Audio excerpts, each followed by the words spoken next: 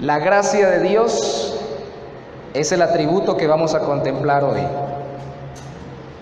Vamos a leer Juan 1:14 al 18 y luego leeremos Efesios 2 del 1 al 10.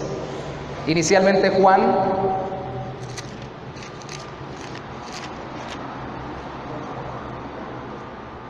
1:14.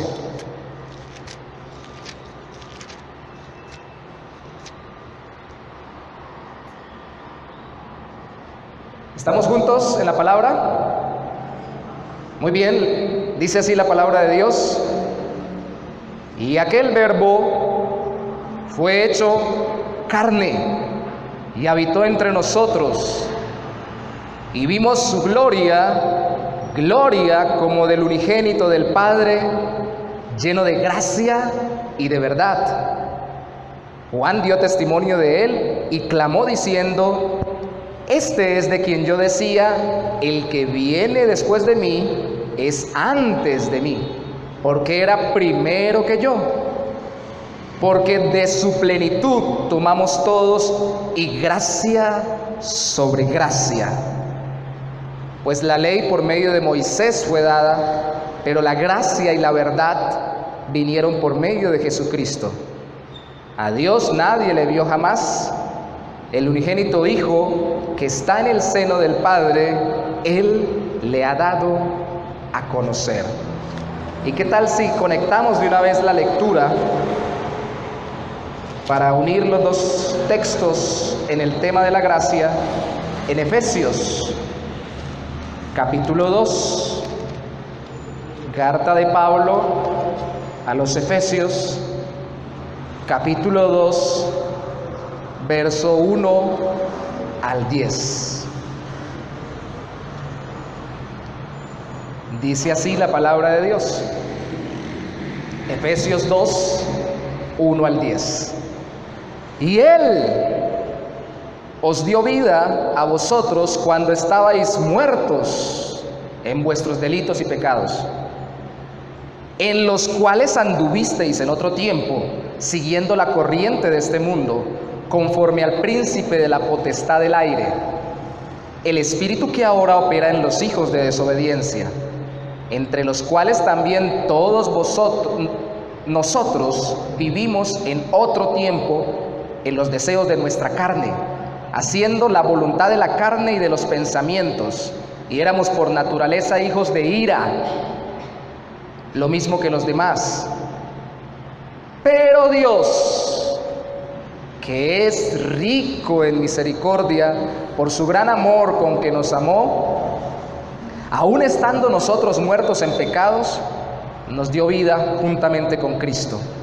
Por gracia sois salvos, y juntamente con Él nos resucitó, y asimismo nos hizo entrar en los lugares celestiales con Cristo Jesús, para mostrar en los siglos venideros las abundantes riquezas de su gracia en su bondad para con nosotros en Cristo Jesús.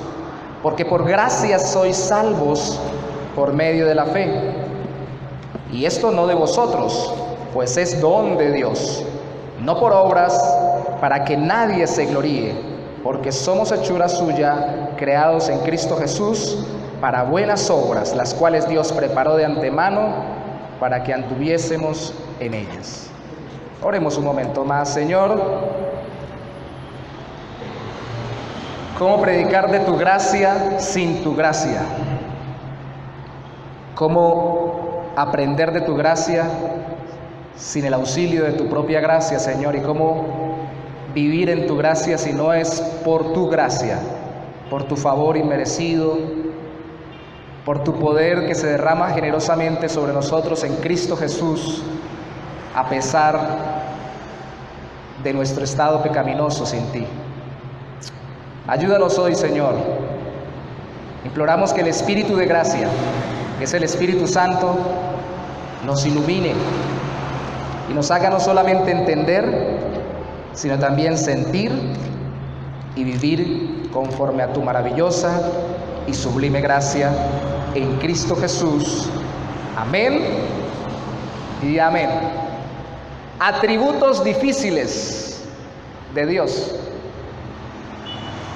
Cuando uno dice que una persona tiene ciertas características difíciles es porque o no las tolera o no le cuadran muy bien con respecto a otras de sus características.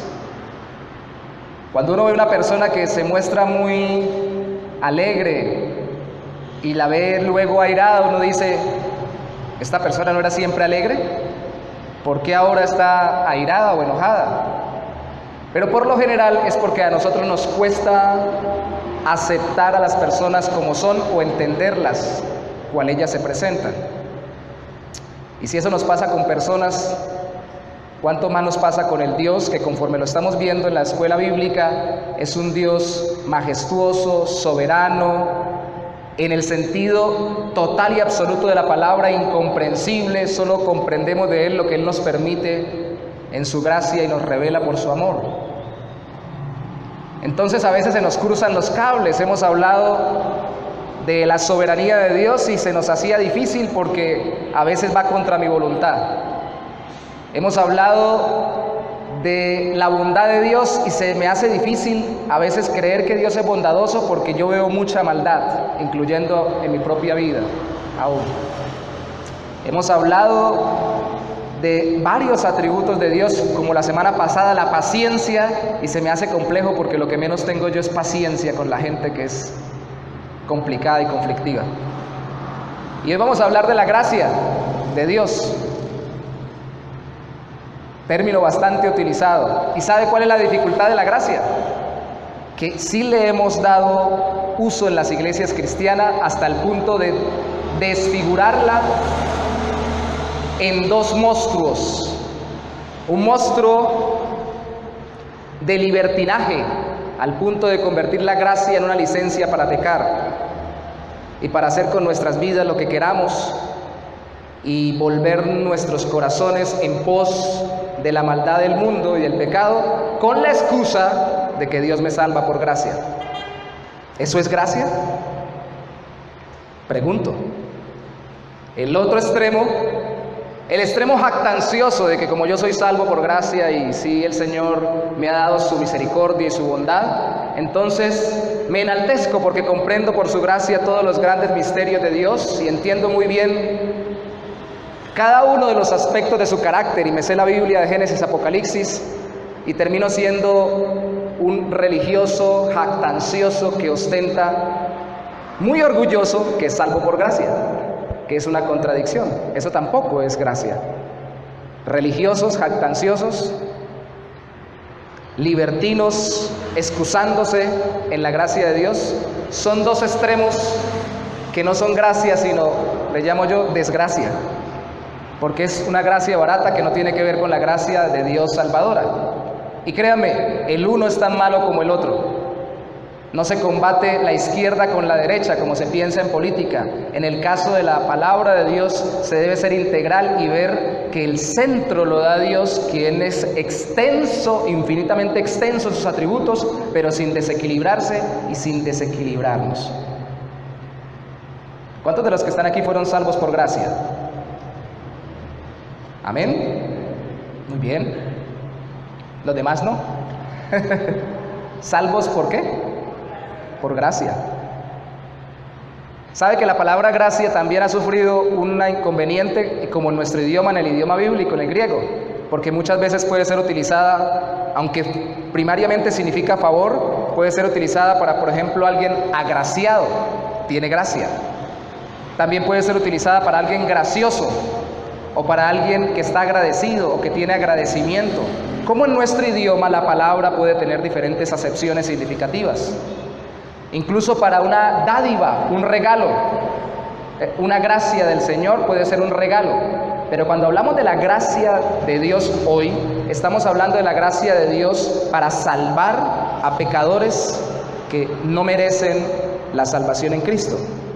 La gracia de Dios en la Biblia se enfoca sobre los suyos, desde el Antiguo hasta el Nuevo Testamento, en su pueblo, como un favor de Él soberano, como el gran favor de Él soberano y salvador para con su pueblo. Eso es la gracia de Dios. Aunque originalmente todo el mundo la traduce rápido como favor, inmerecido, tiene más connotaciones. Primero, hablaremos de cuál es su fuente. Segundo, cuáles son los atributos relacionados. Tercero, cuál es su opositor. Y cuarto, cuáles sus efectos. Primero, Juan capítulo 1, versículo 14. Su fuente. Su fuente. ¿De dónde viene la gracia de Dios? Alguien rápidamente me puede contestar. Si hay niños en el culto, alguien puede contestar rápidamente esta pregunta. ¿De dónde viene la gracia de Dios? Sin mirar el texto. Gracias, hermano, muy bien, de Dios. ¿Qué color era el caballo blanco de Simón Bolívar? Blanco. Seguro era blanco. ¿De dónde viene la gracia de Dios? De Dios. Bueno, sí, de Dios, pero versículo 14. Aquel verbo fue hecho carne y habitó entre nosotros, y vimos su gloria como del unigénito del Padre, lleno de gracia y de verdad.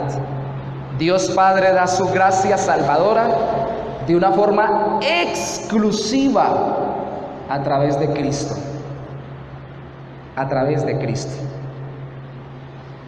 Le preguntaron a un predicador muy famoso de Estados Unidos, el Pacheco de Estados Unidos, Larry King, le preguntó: usted me dice que si una persona que está en el África, que es un buen creyente de su religión, cual sea, y que es buena persona y que tiene buenas obras y que hace buenas ayudas de misericordia para los demás y se comporta bien y tiene una buena familia, ¿no va a ir al cielo porque no ha creído en Cristo? Le preguntaba este presentador. O sea que la gracia salvadora, que es el tema nuestro hoy, no está sobre él porque no la ha obtenido a través de Cristo, aunque sea muy buena persona. ¿Cuál fue la respuesta del predicador? Siendo de las iglesias más grandes de Estados Unidos, una mega iglesia, si no la más grande.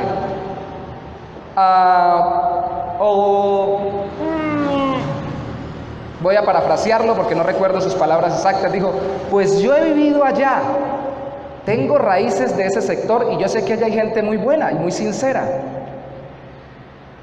Algo así dijo: no me atrevería a asegurar que ellos no van a ir al cielo, porque su gracia es gracia y la podemos estirar para donde queramos, dio a entender él, ¿no? Y son tan buenas personas. Una de las verdades bíblicas es que la gracia salvífica de Dios solo se derrama a través de Jesucristo. Solo es a través de Cristo. No hay sistema filosófico, religioso, ético, moral, cultural, lo que sea que hagamos para podernos llevar al cielo. Y eso es muy importante porque de aquí a dentro de unos días vamos a estar allá todos. Vamos a estar en la eternidad. Vengo del entierro de mi abuela, 88 años. Se demoró un poquito más que algunos de nosotros. Y siempre pensamos que ella moriría primero que mi otra abuela, porque ella tuvo varios ataques cardíacos, tuvo varios cateterismos, era delgadita, pesaba 30 y pico de kilos. Mi otra abuela era gruesa, grande, fornida, morena, vital, con un temperamento fuerte, alegre, sin entradas a la clínica ni al hospital. Y el día que Dios la llamó, hace unos 12 años, partió. Dentro de poco estaremos encontrándonos con la eternidad. Y si hoy hablamos de la gracia de Dios es porque es muy importante que sepamos cómo obtenemos esa gracia salvadora. Y la verdad es que solamente es a través de Cristo. Mire conmigo el versículo 16. Saltémonos el 15, el 16 y el 17. El 15 es un paréntesis sobre Juan el Bautista. El 16, porque de su plenitud de Cristo tomamos todos, y gracia sobre gracia. ¿Quiénes son esos todos? ¿Todos los seres humanos? Si son todos los seres humanos y hay una gracia que está sobre otra gracia, o sea, una gracia mayor que es la gracia en Cristo, sobre otra gracia menor dada por Dios, entonces algunos podrían pensar que es la gracia de la vida, porque nadie pidió venir al mundo, gratuitamente, generosamente Dios lo trajo. Y ahora la gracia mayor es que nos dé también la vida eterna. Pero me inclino a pensar, y es lo que corroboran muchos de los intérpretes bíblicos, que esa gracia menor es la ley del Antiguo Testamento, por el versículo 17. Pues la ley por medio de Moisés fue dada, pero la gracia y la verdad vinieron por medio de Jesucristo. O sea que todo es por gracia. Y hago hermanos bautistas, cristianos, estudiosos de la palabra de Dios. Algunos lo somos más de nombre que de realidad, porque algunos no estudiamos todo lo que deberíamos estudiar. A veces hacemos una dicotomía tan fácil: Antiguo Testamento ley, Nuevo Testamento gracia. Nada de gracia en el tiempo de Moisés, nada de ley en el tiempo de Cristo y los apóstoles. Ahora andamos en la gracia, en ese tiempo andaban en la ley. Aquí está diciéndonos, de acuerdo al contexto de los dos versículos, que cuando Dios dio la ley en el Antiguo Testamento también lo hizo de gracia, porque ellos no lo pidieron, y fue un regalo de la expresión de gracia de Dios para con el pueblo del Antiguo Testamento. Los mandamientos no son una maldición, la maldición viene por el incumplimiento de los mandamientos, por nuestro pecado. Y por eso es que Cristo viene a cumplirlos, que es quien podía cumplirlos, pero cuando los dio de gracia, fue un regalo. El Nuevo Testamento, cuando Pablo explica esto, dice: la ley no es mala, es buena. Los malos somos nosotros, que no la cumplimos. Pero a veces hacemos la dicotomía: yo no vivo por los mandamientos, ahora todo es por gracia. Gracia, gracia, como si yo ahora por gracia pudiera incumplir el mandamiento que dice no robar. Señor, gracias porque todo me lo das de gracia, gracias porque este hermano dejó esto por acá y me lo llevo, y gracias. Eso es libertinaje, eso es desvirtuar la gracia. Pero la mayor gracia, el punto culminante o la expresión más grande de la gracia de Dios está ¿en quién? En Cristo. En Cristo, que vino a cumplir la gracia dada a través de Dios, a través de Moisés en la ley, y Él, siendo perfecto y sin pecado, la cumple y nos da salvación por medio de su obra. Es la mayor gracia que podemos tener. Esto último resalta que Dios dio su ley por gracia, pero nos dio a su Hijo por una mayor expresión de su gracia. No hay gracia más grande, no hay expresión más sublime de la gracia de Dios que la vida de Cristo en medio de nosotros. Cantábamos hace un momento: sublime gracia del Señor. ¿De dónde viene esa gracia? De Dios. ¿Pero viene a través de quién? De Cristo. De Cristo. De Cristo. Clara la fuente, ¿cierto? ¿Qué diferencia hay, pregunto a mis hermanos, entre gracia de Dios, misericordia de Dios, bondad de Dios? Vamos a Efesios capítulo 2, por favor. Se nos vuelve complicado el Señor a veces, ¿cierto? No, los complicados somos nosotros, que nos enredamos mucho. No es tan complejo. ¿Y qué relación hay entre la gracia de Dios y la ira de Dios? Hablemos de ello. La gracia de Dios y la ira de Dios, y la misericordia de Dios y el amor de Dios y el poder de Dios y la bondad de Dios. Versículo 3, Efesios 2:3. Entre los cuales también todos nosotros vivimos en otro tiempo en los deseos de nuestra carne, haciendo la voluntad de la carne y de los pensamientos, y éramos por naturaleza solitos, hijos de ira, lo mismo que los demás. Hijos de ira significa dignos de ira, o aquella generación o grupo humano que merece la ira. ¿Y qué es la ira de Dios? El justo castigo o retribución por nuestros pecados. ¿Y por qué entonces dice en el versículo 5, entre paréntesis, por gracia sois salvos? Precisamente que por gracia, porque por gracia Dios nos libra de su propia ira. Yo siempre lo he dicho y lo recuerdo cada instante. Hermanos, ¿qué fue lo que más duro gritó Cristo en la cruz? ¿Qué fue lo que más le dolió? ¿Usted lo escuchó decir antes de llegar al Calvario: qué cruz tan pesada? O por lo menos está registrado en la Biblia. En la Biblia está registrado cuando dijo: qué clavos tan incómodos o tan dolorosos. ¿O está registrado que dijera, qué corona de espinas que me pusieron tan terriblemente dolorosa? ¿Cuál fue la expresión más grande de dolor de Cristo en la cruz?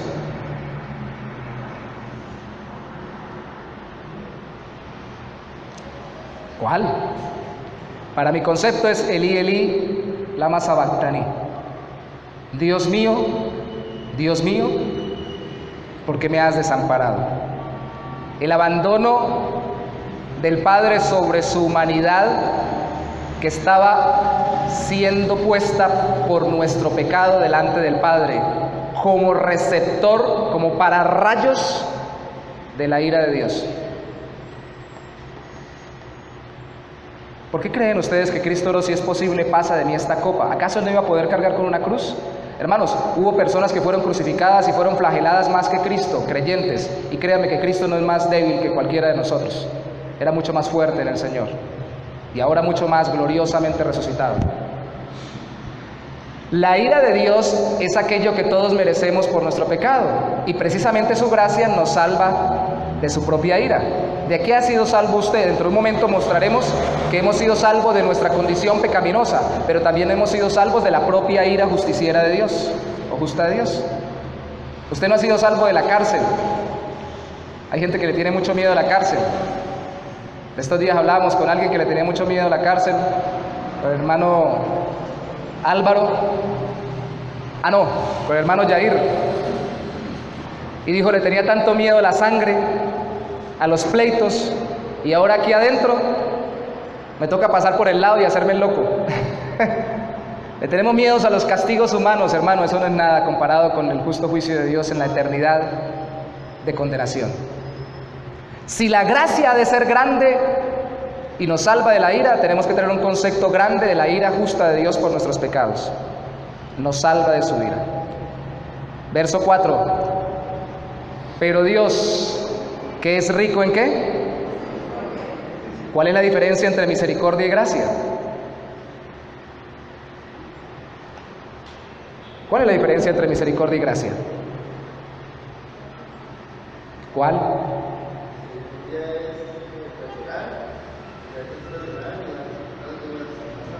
Bueno, acaba de decir Serjadiel que misericordia es perdonar la falta, la ofensa, pero gracia es perdonar y dar algo más. ¿Ustedes qué piensan? La palabra misericordia en el idioma original significa tener compasión ante el necesitado. Alguien necesita y se le ayuda, tanto humanamente como de parte de Dios. Y Dios tiene misericordia de todos. Algunos le han llamado, clasificando la gracia, teólogos le han llamado la gracia común. Dios es misericordioso para con todos de una u otra forma. Y es tan bueno en su misericordia que hace salir su sol sobre justos y pecadores. Y personas que se merecen un rayo cayendo desde el cielo para que los acabe de una vez por el nivel de pecaminosidad al que han llegado, reciben un buen clima y hasta están bajo aire acondicionado. Y les va bien en el trabajo. Y hasta son prósperos económicamente. Y hasta reconocidos como buenas personas. Y digo, ¡wow! Porque Dios es misericordioso con el que necesita y todos necesitamos de su ayuda en muchas áreas. La gracia, de acuerdo a la relación que pone aquí el texto, Dios que es rico en misericordia. Está mostrándonos como cuando usted amontona una gran cantidad de tesoro. Imagínese usted las películas que ha visto, tesoros, vasijas de oro, pocillos de oro, platos de oro, monedas de oro, todo acumulado, amontonado, y al final termina desbordándose en una punta, tanto que se sale del lugar donde está.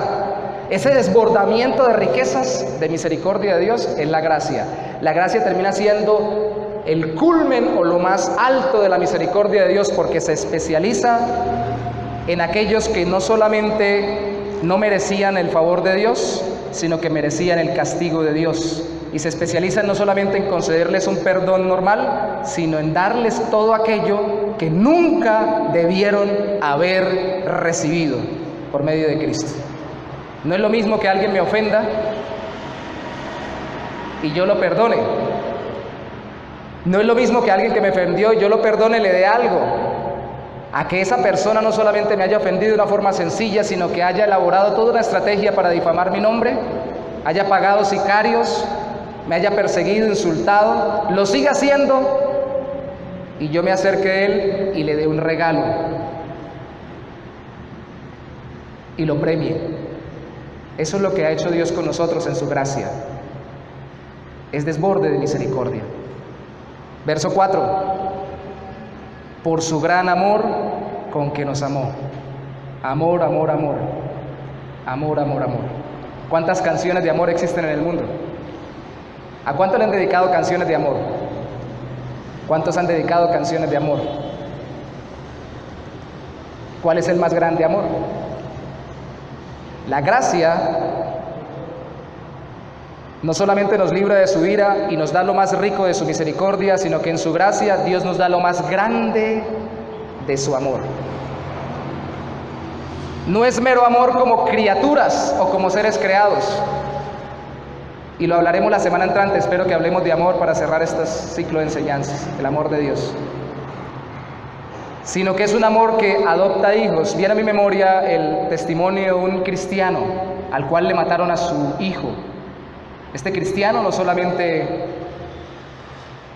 dijo perdono al asesino, sino que se atrevió a ir hasta la cárcel a hablar con él. ¿Y sabe qué hizo este hombre? Entendiendo lo que había hecho Dios con él y tratando de emulando para ver si a través de su testimonio Dios lo usaba y de esta forma la persona se convertía al Señor, le dijo con todo su corazón y con sinceridad y con todo lo que implica el dolor de haber perdido a su hijo, estando frente al rostro de su asesino, le dijo, viéndolo igual de joven, le dijo, yo perdí un hijo, pero yo no solamente lo quiero perdonar, sabiendo de su vida antes de este evento, entendiendo de su necesidad de no solamente perdón, sino de un padre que usted tal vez no ha tenido, le pido que me deje ser su papá de ahora en adelante. Y el hijo que a través de sus manos se me quitó, ahora quiero que usted lo sea para mí. Lo adopto como hijo.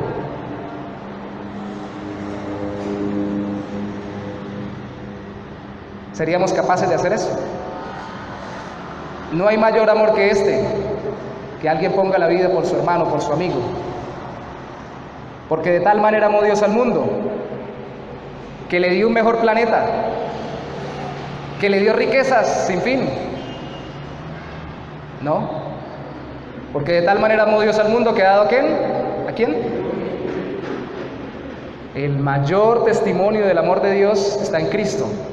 Y en su gracia Él no solamente nos da perdón, se nos da a sí mismo en la persona de su Hijo. Nos entrega a su propio Hijo. Eso es gracia.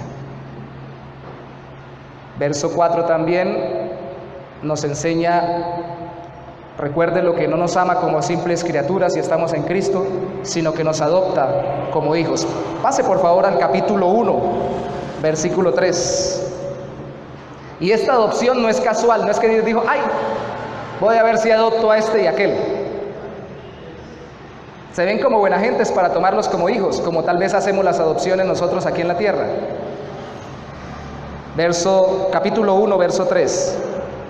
Bendito sea el Dios y Padre de nuestro Señor Jesucristo, que nos bendijo con toda bendición espiritual en los lugares celestiales en Cristo Jesús, según nos escogió en Él antes de la fundación del mundo, para que fuésemos santos y sin mancha delante de Él, en amor, habiéndonos predestinados para ser adoptados hijos suyos por medio de Jesucristo, según el puro afecto de su voluntad, para alabanza de la gloria de su gracia, con la cual nos hizo aceptos en el amado, en quien tenemos redención por su sangre, el perdón de pecados, según las riquezas de su gracia. De su gracia. Esto es impresionante. No es sencillamente que Dios se le ocurrió en el camino adoptar a este y aquel y el otro. Es que desde antes de la fundación del mundo eligió, predestinó en amor, derramar su gracia sobre aquellos que iba a salvar a través de Cristo Jesús, y para eso desarrolló todo un plan redentor hasta que llegó al culmen con la venida de su Hijo y luego con la llegada de su Espíritu Santo, su obra en nuestro corazón. Experimentamos el perdón y la gracia de Él. Experimentamos su perdón. Su gracia se nos da y nos adopta como hijos. ¿Hay alguno de los que está aquí que haya adoptado un hijo? Algunos son padrinos dentro del catolicismo romano de algún muchacho, ¿no? Y recuerden que los que han apadrinado muchachos en el catolicismo romano supuestamente se han hecho responsables si los padres faltan para hacerlos sus hijos. Pero por lo general, cuando uno quiere adoptar a un muchacho, este que se parece más a mí, este que se ve de mejor familia, no tiene mañas raras.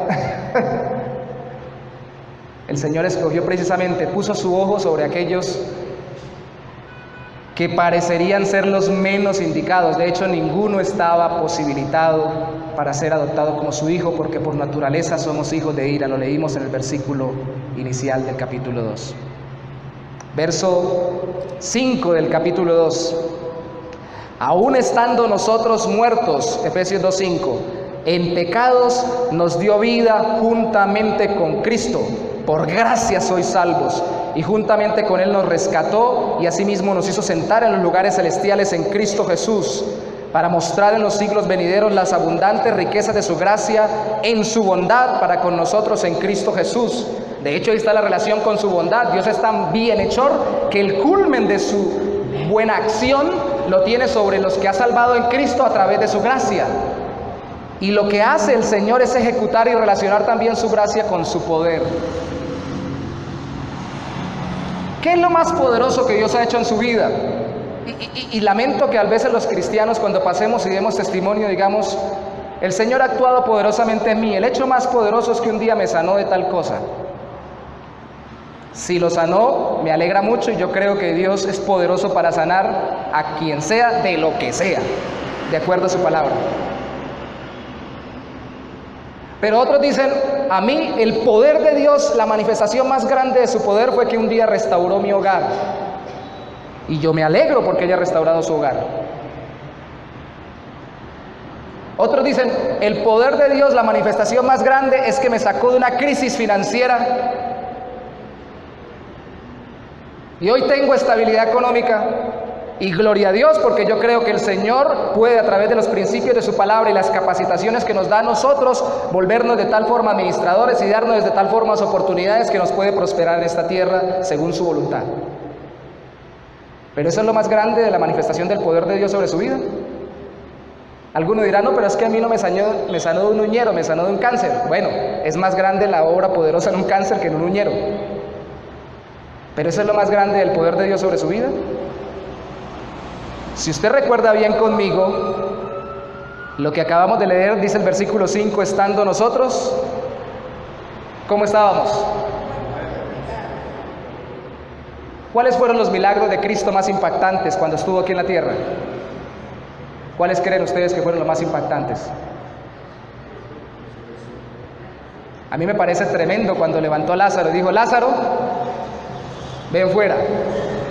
¿Qué hubiera pasado si Lázaro hubiera gritado: Señor, estoy muerto y ya estoy fétido? No hubo cuestionamiento, porque junto con su orden vino su poder que lo levantó. Su voz es poderosa porque su orden trae junto consigo su poder para levantar de los muertos. Y hermanos, a algunos de nosotros a veces nos parece normal que haya entendido el Evangelio, que ahora ya no practique ciertas cosas, ya no digo mentiras como decía antes tan frecuentemente, ya no meto la mano al bolsillo de los demás, ya no cometo adulterio, ya no me emborracho por ahí, ni mucho menos voy a usar drogas. Llego a la casa después de trabajar, me encierro a ver televisión tranquilo. ¡Ay, Dios me salvó! Y se nos vuelve tan normal y tan natural que pareciera que eso fuera como cualquier favorcito.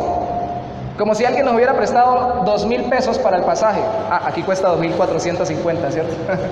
2,450 para el pasaje. Aquí dice en el texto que son las abundantes riquezas de su gracia las que Dios utilizó para levantar a los muertos espirituales en pecado que éramos nosotros. No estábamos medio enfermitos. No se utilizó un sencillito ahí para levantarnos, sino que se utilizó las abundantes riquezas de la gracia de Dios, el mismo poder glorioso, por su gracia, que se utilizó para crear de la nada. En el principio se utilizó para que resplandeciera la luz de Dios en nuestros corazones y fuéramos vueltos a nacer. Y nuestro corazón cambiara, porque era un corazón de piedra y bíblicamente se convirtiera en un corazón de carne, sensible a Dios y a su voluntad. Hay más poder en la conversión de un creyente, en la conversión de una persona a creyente en Cristo, que en cualquier milagro que usted pueda señalar físico de cualquier otro tipo. ¿Me explico? ¿O no me explico? ¿Queremos ver ese poder? Yo quiero ver ese poder. A mí me encanta ver que alguien, un día en un culto en Cúcuta, una tía, nosotros no estamos de hace mucho tiempo atrás acostumbramos en el ministerio predicando la palabra no hacer un culto especial para milagros o para esto o aquello, pero estábamos orando y una tía que traía el brazo fruncido con una enfermedad, cuando terminamos de orar pasé a saludar a todos, llegué hasta el final y le pregunté cómo estaba y me dijo: bien, mijito, ahí enferma que no puedo levantar el brazo, y lo levantó y lo estiró y se puso a llorar. ¡Ay, Dios me sanó! Y eso es algo sencillo con respecto a otras cosas que hemos visto por la pura gracia y misericordia de Dios. Pero yo prefiero ver ese brazo más quieto y ese corazón vivo en el Señor. Yo no quiero ver a nadie enfermo, pero yo quiero ver corazones vivos más que cuerpos activos, amando al Señor.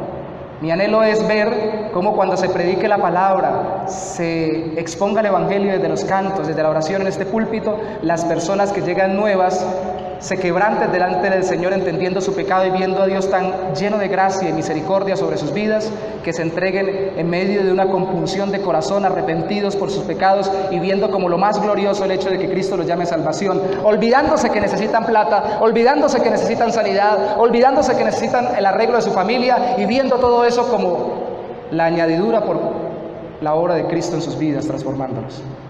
Ese es mi anhelo y yo lo he visto y quiero verlo y anhelo verlo como un avivamiento en medio de nosotros.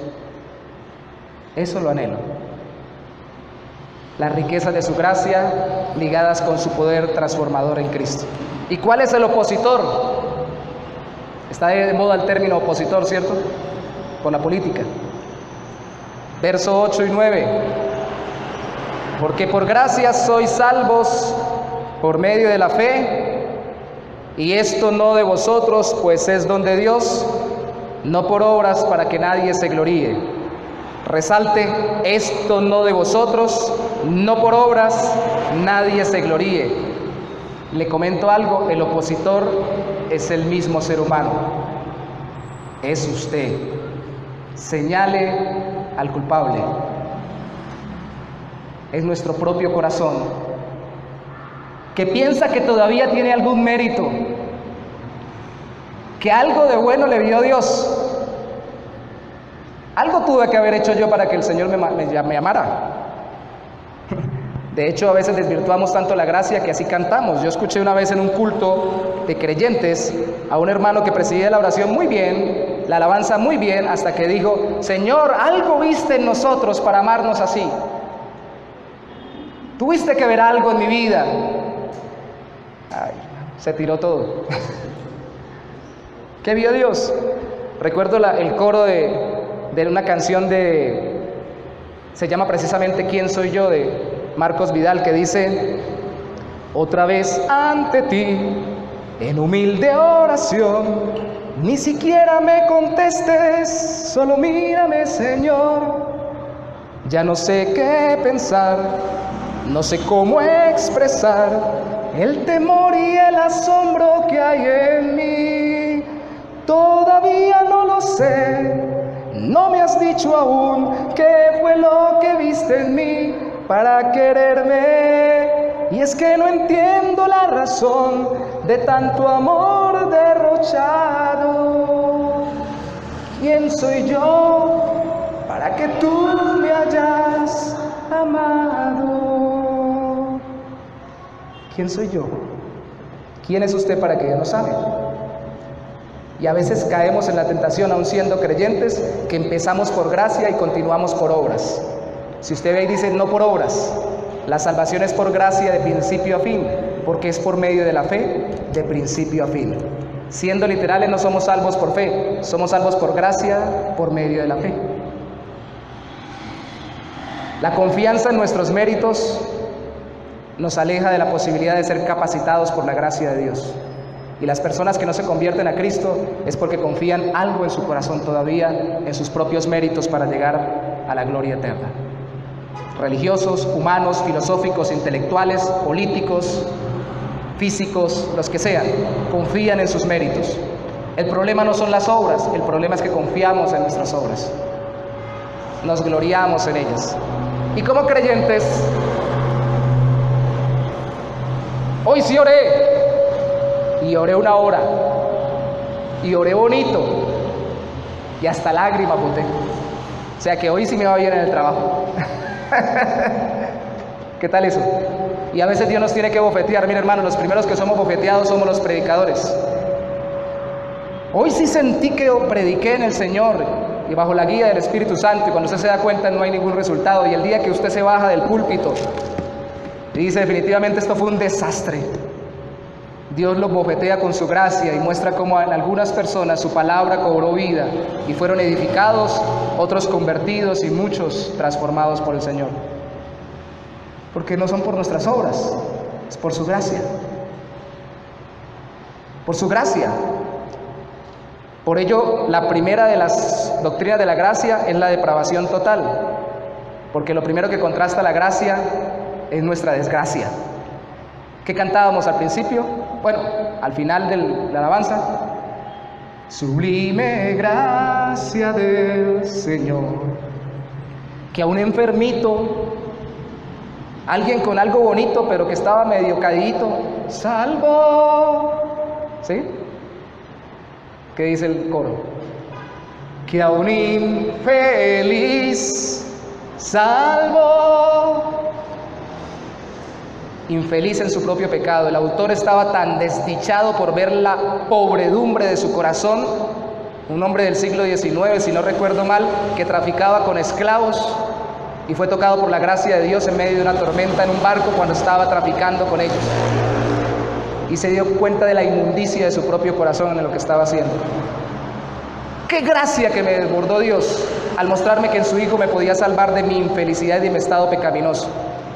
Verso 1 dice, y Él os dio vida a vosotros cuando estabais muertos en vuestros delitos y pecados. ¿Qué es estar muerto en pecados? Andar, verso 2, según la corriente de este mundo, conforme al diablo, que es el príncipe de la potestad del aire, siendo hijo de desobediencia, desobedeciendo las leyes de Dios. Verso 3, dejándose llevar por los deseos de la carne y de los pensamientos según la carne y según el mundo. Eso es estar muerto en delitos y pecados. Y hay muchos muertos muy bonitos, están podridos por dentro, pero se ven hermosos. Y el mundo los alaba y los aplaude. Qué gracia tan maravillosa la de Dios. Por eso en las solas de la Reforma no solo se empieza con la sola Escritura, se pasa por solo Cristo y solo por medio de la fe, sino que se tiene que llegar a la sola gracia. Porque solo por gracia, no por nuestras obras, somos salvos. Su opositor es nuestros méritos. Y sus efectos, verso 8, por gracia sois salvos por medio de la fe, y esto no de vosotros, pues es don de Dios. Algunos han dicho que dentro del paquete de la gracia está incluida la fe, porque si la fe fuera una obra que se nos contara como mérito, entonces entraría en controversia con la gracia. Entonces yo digo, Dios me salvó por gracia porque yo tuve fe. Entonces ahí hay una obra, y alguien definió, es la única obra que no es obra, porque está incluida dentro de la obra de Dios y no la obra humana de salvarnos por gracia, hecha por el Espíritu Santo cuando nos transforma internamente y nos da un nuevo nacimiento y nos da la capacidad de creer. Entonces yo ahora veo la luz. Fui ciego, mas hoy miro yo, perdido y Él me salvó. Si ahora veo que Él tiene lo que yo necesito, simplemente le digo, yo recibo lo que tú me das. Eso es fe. Es la mano abierta del mendigo que le da gracias a aquel que en su bondad, en su gracia, le está dando algo que no merece. Eso es fe. En Hechos 16, Lidia, la vendedora de púrpura, dice la Biblia, Dios le abrió su corazón para que pusiera atención a lo que Pablo predicara. Hechos 16:14. Ahí está la obra de gracia para poder tener fe. ¿Y cómo sabemos que fue salvadora? Porque el verso siguiente, el verso 15, dice que se bautizó y que empezó a caminar con los creyentes y fue receptora incluso de una iglesia en su casa. Dios tiene que abrir el corazón para que la persona crea. Como resultado o efecto de la gracia de Dios viene la fe. No cree Dios. Dios no es el que tiene fe. El que tiene fe es el hombre. Pero tiene fe como resultado de la gracia del Señor y para poder aceptar el regalo de su gracia. Verso 2 del capítulo 1 de Efesios. Saluda a Pablo y dice: gracia y paz a vosotros, de Dios nuestro Padre y del Señor Jesucristo. ¿Cuántos de los que están aquí tienen paz? ¿Están en conflictos, hermanos? ¿Están en paz? ¿Puede haber paz en medio de la tormenta, como canta el hombre de esa canción? ¿Sí o no? Lea usted los hombres de Dios que estuvieron en campos de concentración nazi. Lea usted a los hombres de Dios que estuvieron como misioneros en lugares donde los secuestraron y maltrataron. Lea a Juan Bunyan, que escribió el progreso del peregrino, y se dará usted cuenta que uno puede tener paz en medio incluso de años de prisión, persecución, violencia, incluso hambre y necesidad. Porque el secreto de la paz no está en la paz circunstancial, sino en la paz para con Dios por medio de su gracia en Cristo Jesús. Cuando somos perdonados, estamos en paz con Dios y nuestro corazón experimenta una paz que sobrepasa todo entendimiento, según las palabras de Cristo. Segunda aplicación, paz. Por eso me cuestiona cuando muchos creyentes no estamos en paz y nuestro estado es intranquilo constante. Debemos volver al Evangelio.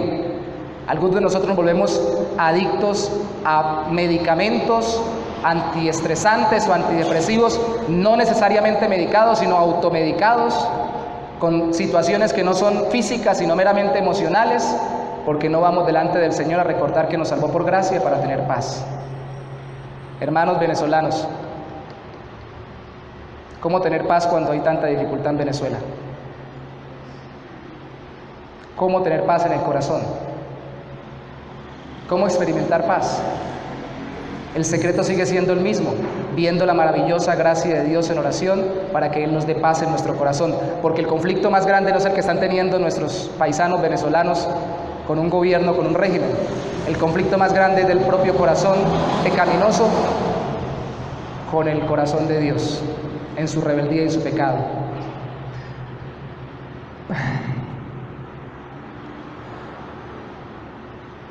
¿Cómo decirlo para no criticar? Por eso yo sé que es muy buenas las expresiones de bendición para con nuestros hermanos venezolanos y los anhelos de que estén bien.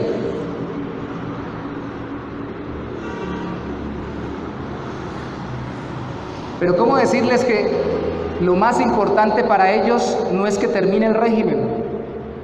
Lo más importante es que se conviertan a Cristo.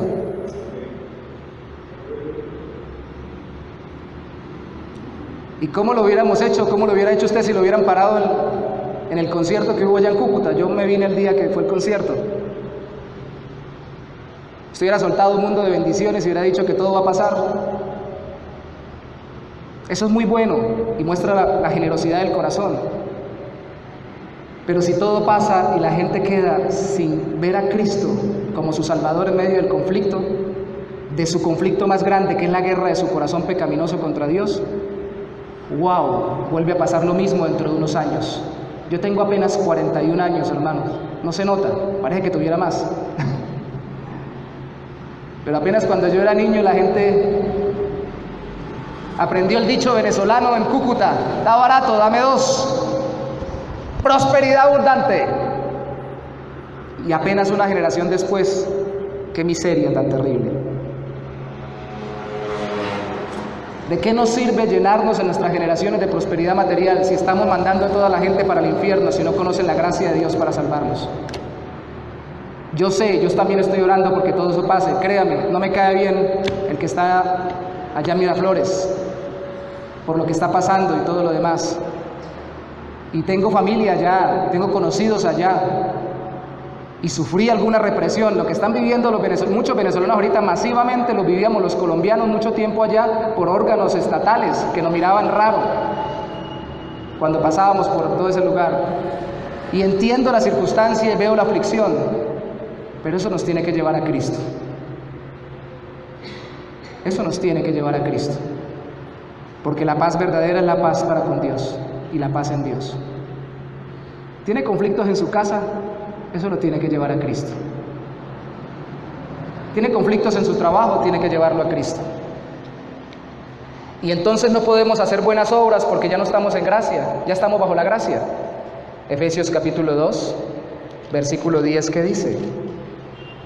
Porque somos hechura suya, creados en Cristo Jesús para buenas obras, las cuales Dios preparó de antemano para que anduviésemos en ellas. Algunos tienen más o menos esta imagen de la gracia: una hamaca colgada entre dos palmeras, yo acostado sobre ella, al frente de la playa, no sé si de Maracaibo o otra playa, usted me dirá, y alguien trayéndome una piña colada y otra persona echándome aire y otro meciéndome. Eso es la gracia. Ahora no hago nada, todo es por gracia. Dice que no por obras, pero sí dice que para buenas obras. La gracia no solamente es única a través de Cristo, no solamente está relacionada con los demás atributos de Dios y no solamente tiene un opositor en la meritocracia que nosotros establecemos desde nuestro corazón, sino que también tiene un efecto poderoso, además de darnos fe, que es muy importante, y paz con Dios, de volvernos dinámicos para el reino de los cielos. Por más carácter pasivo que tengamos, no hay una persona que haya recibido la gracia de Dios que permanezca pasiva. Mire al apóstol Pablo, que era activo en matar, o por lo menos conseguir para que mataran o pusieran presos cristianos, y luego se volvió activo en predicar el evangelio de los cielos. Con nuestro carácter, con nuestro contexto, con nuestros atributos, con todo lo que somos, Dios empieza a movernos para la gloria de su nombre y para actuar conforme a su voluntad. No nos deja quietos. Algunas personas piensan, entonces no hago nada y que llegue el trabajo de donde venga y yo miro a ver, ay, Dios me quitó el trabajo, por su gracia me dará otro. Sí, cómo no, por su gracia podemos ser los mejores trabajadores, los mejores esposos, las mejores esposas, los mejores hijos. Podemos, si no ser los mejores, los más fieles y más entregados en todas las áreas de nuestra vida, porque su gracia es dinamita, es poderosa, es activa, es dinámica. Esa es su gracia. Quiero dejar de leer dos textos a pesar de que ya se nos está acabando el tiempo. 1 Corintios 15, 10. Dice el apóstol Pablo con respecto a su trabajo de los otros apóstoles y él. Dice, pero por la gracia de Dios soy lo que soy. Hablando de su obra ministerial. Y su gracia no ha sido en vano para conmigo, antes he trabajado más que todos ellos. Pero no yo, no me estoy vanagloriando de eso, sino la gracia de Dios en mí. Dinámicos en servir al Señor. Pablo le dice a Timoteo en 2 de Timoteo capítulo 2, versículo 1, esfuérzate, tú puedes, hijo mío, esfuérzate en la gracia. Algunos piensan que el esfuerzo y la gracia son contradictorios. No, esforzarse en la gracia es bíblico.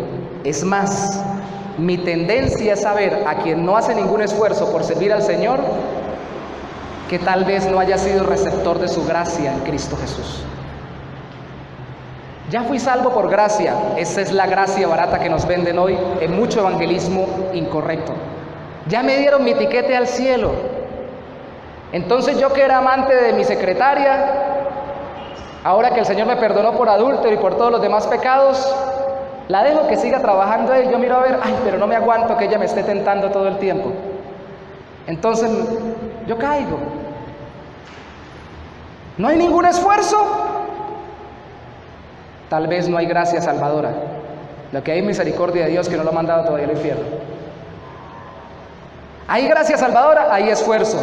Con todo el dolor de mi corazón, volviendo al ejemplo, señorita secretaria, usted ha sido muy buena secretaria, yo fui el culpable, yo la seduje, llegamos a esto, pero ahora que he conocido al Señor, tengo que hacer esto, usted tiene que renunciar o me toca sacarla, porque yo no puedo seguir así, no puedo ofender más a mi Señor y fallarle a mi esposa, e ir en contra de la gracia de Dios que me ha salvado, porque dice Romanos capítulo 6, entonces porque Dios me perdonó más, ¿pecaré más? Nunca acontezca esto en ninguna manera. ¿Cómo me voy a volver a esclavizar aquello de lo cual fui liberado? Su poder me sacó de la esclavitud del pecado y me posicionó legalmente en los lugares celestiales con Cristo Jesús. Ahora tengo un estatus de cristiano y al mismo tiempo tengo la capacidad de luchar contra el pecado y vencer. La palabra que se hizo al principio del culto, ¿cuál fue? Victoria, si no estoy mal, ¿no? O vencedores. Puedo vencer el pecado, pero es luchando. Así que una corrección histórica en el evangelio que predicamos es: no le digamos a la gente que cuando se salva por gracia no va a hacer nada. No, ahora es que va a pelear, va a luchar y se va a esforzar en la gracia de Cristo, que le va a dar la capacidad de vencer todas las cosas que se le vengan por delante, incluyendo los regímenes políticos que se vengan. Yo oro porque nunca suceda algo como lo que está sucediendo en Venezuela, aquí en Colombia, pero ¿qué nos garantiza que no pase? ¿Quién pensó eso de Venezuela? ¿Podemos seguir siendo creyentes en medio de esas circunstancias? Pregunto a los hermanos colombianos que no estamos pasando por eso. Yo creo que sí, porque poderoso es el Señor para sostenernos sin caída. Su gracia nos permite ser sostenidos, sustentados. Su gracia no nos vuelve jactanciosos porque nos humilla, nos da gratitud. Por gratitud servimos y su favor inmerecido nos da la capacidad de decir de nuevo: ¿quién soy yo para que tú me hayas amado? ¿Qué tal si toda la mañana nos levantamos diciendo eso? Espero que nunca le suceda lo que le sucedió al tipo político. Usted no sabe quién soy yo. No, yo sí sé quién soy yo. El Señor me lo mostró por su gracia. Y sé que ni por las curvas hubiera recibido su misericordia y su salvación si no es por su gracia. Yo conozco mi propio corazón y no lo conozco ni siquiera como lo conoce el Señor. Y sé que si no fuera por su gracia que me sostiene, hace rato que no estaría en Cristo. Su gracia me salvó, me sostiene y me presentará delante de su trono hasta el fin. Seguiré esforzándome en su gracia. Amén. ¿Qué tal si oramos de esa manera en esta mañana? Pongámonos a nuestros pies, por favor.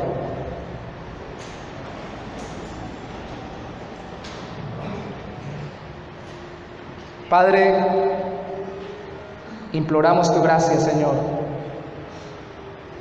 Agradecemos tu gracia, sublime gracia, asombrosa gracia, poderosa gracia. Abriste mis ojos, Señor. Me mostraste que mi propio corazón me engañaba, mis propias obras que todos celebraban me mataban y me alejaban de tu propio corazón. ¿Cuánto confiamos hoy en nosotros, Señor? Tú lo sabes. ¿Cuánto apoyamos nuestro brazo o nuestra mano en brazo de carne, como tu palabra nos reprende que no hagamos? ¿Cuánto confiamos en el ser humano y no en ti? ¿Cuánto dependemos de una gracia mínima que nos dé otra persona o nosotros mismos nos demos, y no de la gracia poderosa y salvadora de Cristo? Señor, envía tu gracia a través de tu Espíritu Santo a aquellos que están sufriendo hoy en Venezuela.